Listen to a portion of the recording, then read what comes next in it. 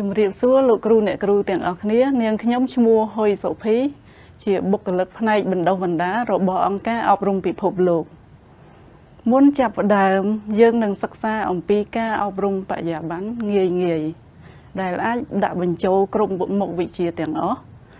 និងការគ្រប់គ្រងថ្នាក់រៀនដើម្បីគាំទ្រដល់ការសិក្សារបស់សិស្សការអប់រំបរិយាបន្នគឺជាការអប់រំសម្រាប់កុមារគ្រប់គ្នារួមទាំងកុមារដែលមានពិការភាពផងដែរ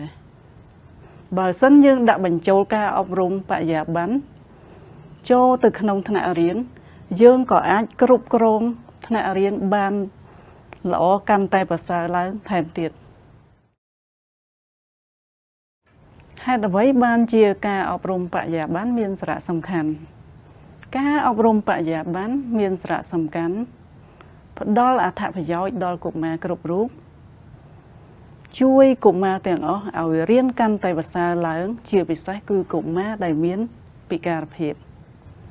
ជួយក្នុងការគ្រប់គ្រងថ្នាក់រៀនជួយបង្កើនអត្តចរិតបែបវិជ្ជមាននិងលើកកម្ពស់កុមារដែលមានពិការភាពនិងគ្រួសារការអប់រំប្រកបដោយគុណភាពផ្ដល់ឱកាសដល់មនុស្សគ្រប់គ្នាដើម្បីទទួលបានការងារមួយសមរម្យនិងរស់នៅដោយឯករាជ្យខ្លួនឯង